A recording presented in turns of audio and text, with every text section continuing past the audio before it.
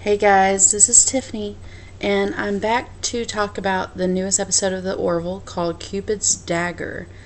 And this episode, oh my goodness, it does bring a lot of clarity and maybe even more of a bonding bridge than I thought was possible.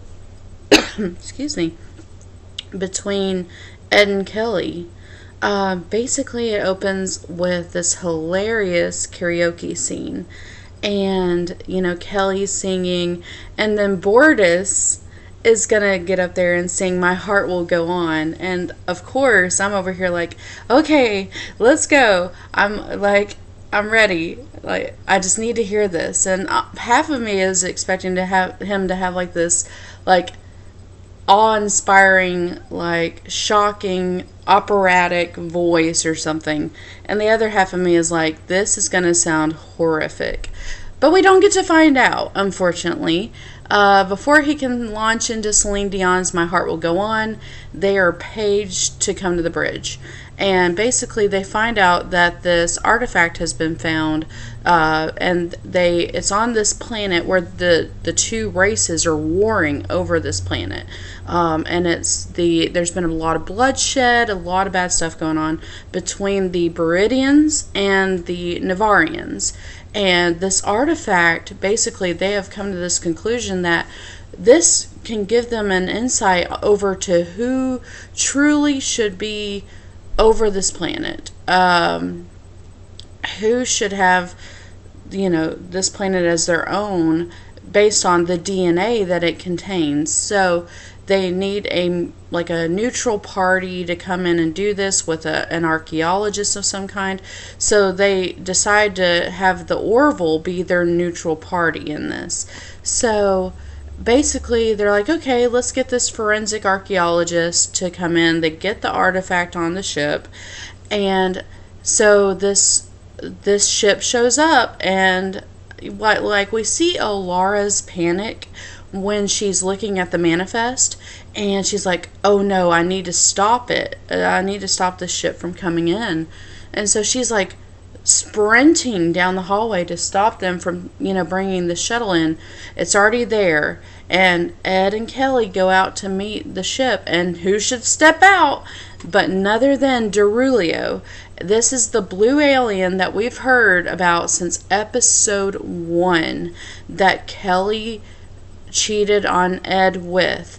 There's been so much tension still over this, and of course, for him to show up is a huge shock to everyone. So he is apparently the forensic archaeologist that they are hiring, and this could not be more awkward because Kelly and Ed were just starting to kind of mend the bridge, so to speak, to rebond a little bit, and here Derulio comes to kind of mess things up a little bit. So but yeah, all in all, they decide that that there's a lot of bloodshed on Lipovius, that's the planet, and there's a lot to be gained by looking at this artifact. So basically, Derulio's going to look at this artifact. Kelly goes down there to talk to him, basically to tell him off, to say, yes, we did this, it was a mistake, it'll never happen again. But something happens when she's down in the lab with him. Like, something just seems to almost possess her in a weird way, where she's like looking at him like, with that same kind of genuine lust and need. And she's like, your eyes, they're still so blue, and you look like you've lost weight and that you've toned up and maybe like gone to the gym or something. And Derulio agrees, and like Ed is trying to figure out where Kelly is, because the two races are coming on board to they've decided to come on board like representatives or delegates from each faction, so that they're present when the results are found out. So basically Ed can't get in touch with Kelly, and he finds out she's in her quarters, so he's like, okay, no one can get in touch with her. So he goes down to her quarters, goes in, and here we go again, deja vu. He catches her in bed with Derulio again. So it's like full circle. Here we go again, just back to the beginning. So of course he's a little taken aback because, he didn't expect this to happen again. And Kelly is in that same spot she was all those years ago. So, basically the delegates agree to talk it out, because they initially come on board and they're like, my DNA will be found and yours will be the one that has to, vacate and go away. And of course they're having this intense, sorry about the wiggling, my dog was moving. But yeah, they agree to have like this discussion with Ed as kind of a mediator to say, okay, let's talk this out. Maybe regardless of what we find with this artifact, maybe there's a small, minute chance that they could work it out and kind of agree to maybe share the planet peacefully. So basically, like Kelly begins to talk to Alara about Derulio, and Alara quickly realizes not everything is okay. Like, she's acting very strange. Like, this is, even for Kelly for her to go to bed with him again is strange in and of itself. But two, she's talking about him as though he's her soulmate, he's her life mate. She needs to, like, be with him for the rest of her life, and that she's been blind this whole time, and maybe that incident all those years ago wasn't a mistake. It was meant to be for her to be with Derulio. So Alara quickly realizes something's up here. And then Derulio, like, falls or kind of steps on Yaphet in the hallway, because he's still trying to get with Claire. We see it at the beginning of this episode where he's like, he goes to her with flowers and with, like, yet again trying to ask her to go on just a date with him and give him a shot. She says no and turns him down. But she still takes the flowers, still smells them after this incident. Well, like, a bunch of weird stuff starts happening. Like, Ed goes to talk to Derulio about everything also. And he's in the lab, and something weird starts happening to him. Like, he becomes like this teenage boy who's talking to a girl, and he gets really kind of like, lame in like that I like you sense, where he's like, hey, we should go for a drink sometime. That would be great. Yeah. Like, and just bunches of slang and just kind of like being that kind of dorky, infatuated type. And he invites Derulio for a drink, and you quickly get the feeling that, oh boy, something's happening where he likes him too in that way. So it's very strange. Like, all of a sudden, Claire shows up to Yaphet's bunk. I don't know what you would want to call it. So we'll use the Firefly term.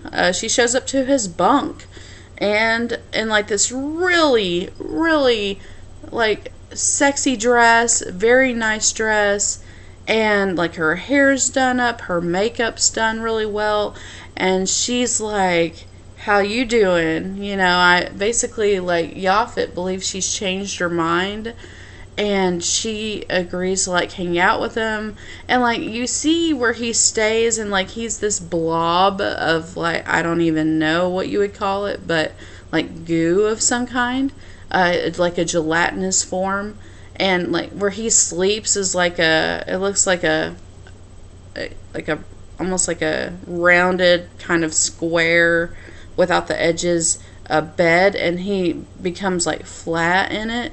and like she's like rubbing him when he's in the bed, and he asks her if she wants to go for a swim, and she says yes. Like, okay, this is really weird. So basically, Alara ends up trying to find Claire because they're trying, and Yaphet, because they need them at their posts. Like, they need them to be doing their jobs. So she goes down there, and Claire is basically melding with Yaphet. Like, it almost looks like she's in this cocoon, and he's like completely wrapped around her as like a liquid, and she looks like she's in some intense ecstasy with whatever's happening. So yeah, that happens.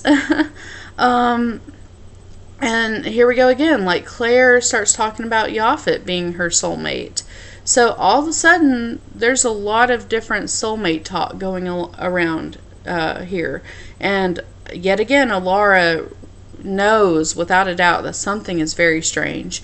So we find out, like, Alara goes to confront Darulio, and Darulio reveals that he's going through heat.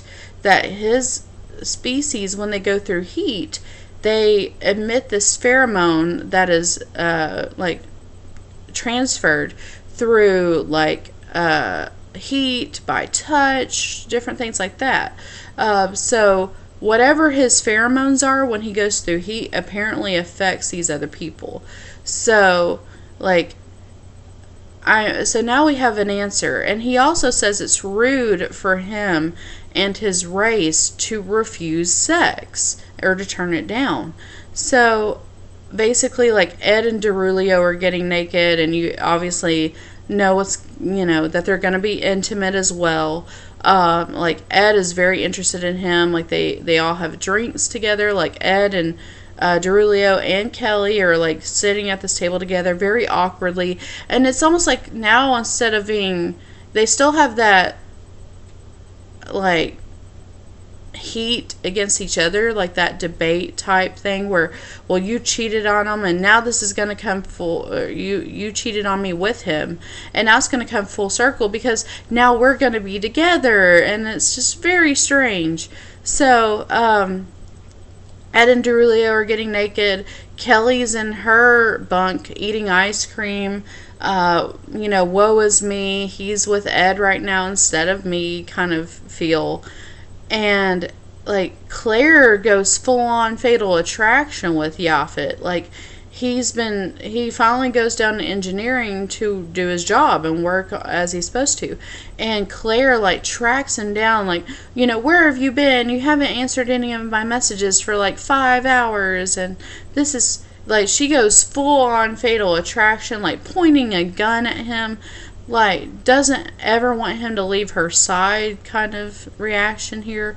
But so, basically, we end up finding out that the DNA on this artifact is both. It's like, they find out it's like some sort of like an incubation chamber for like an egg, for, to be born, like an embryo.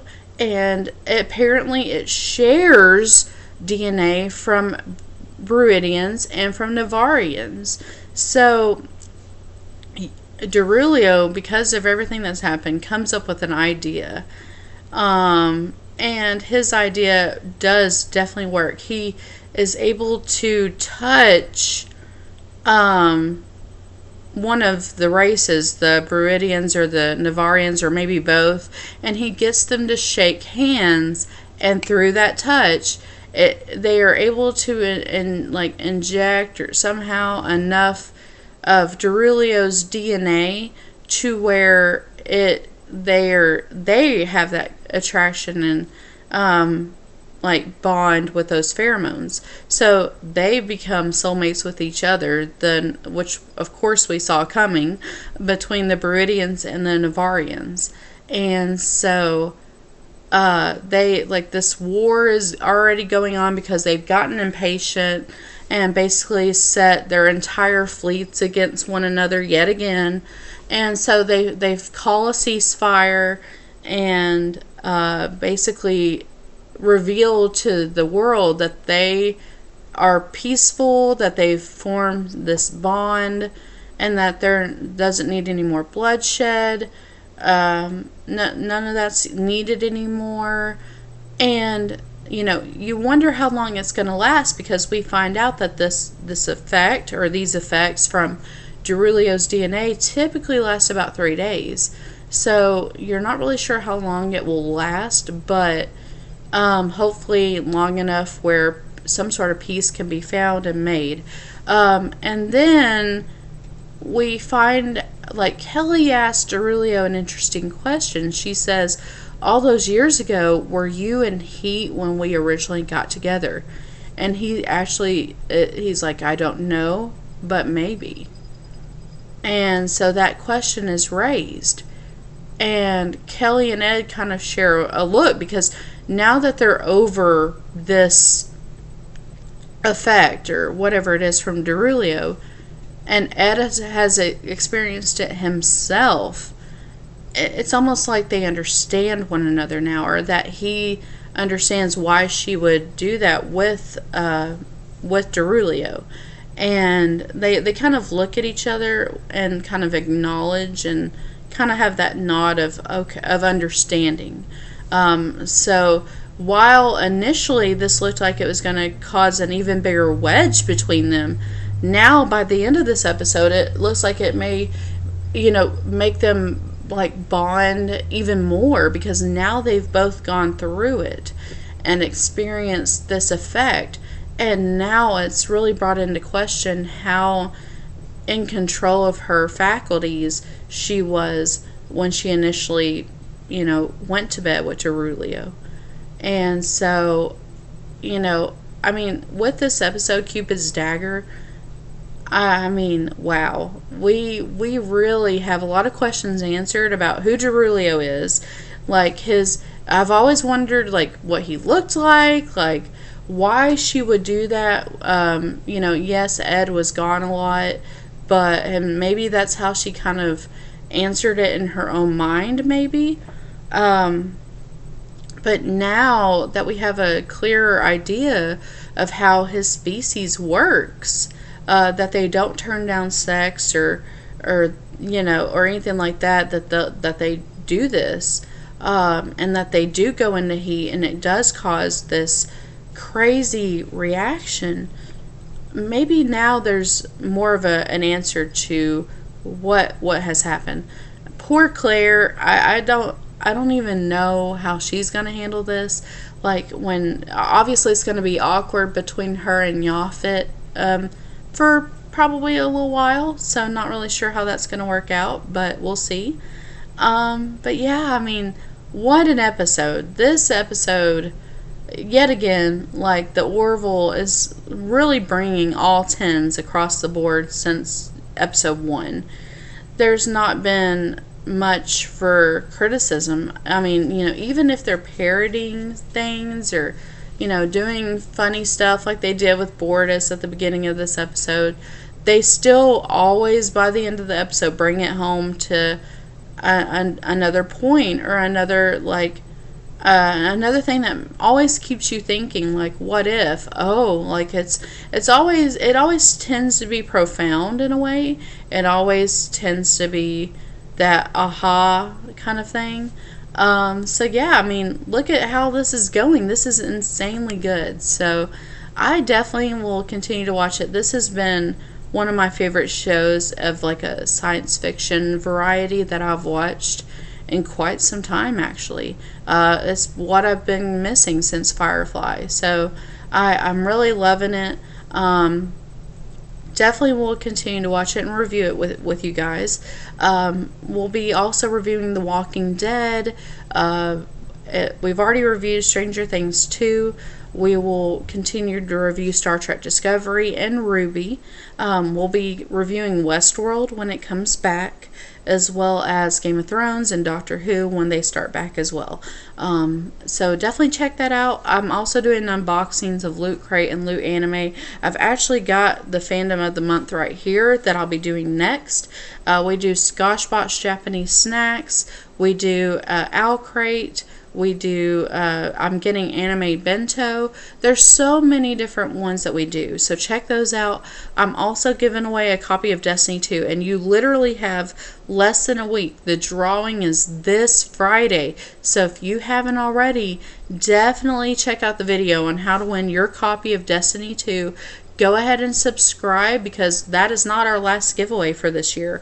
We will have many more leading up to Christmas of very nice items from different fandoms and just nerd-oriented, geek-oriented that you will love. So definitely subscribe. Check those out.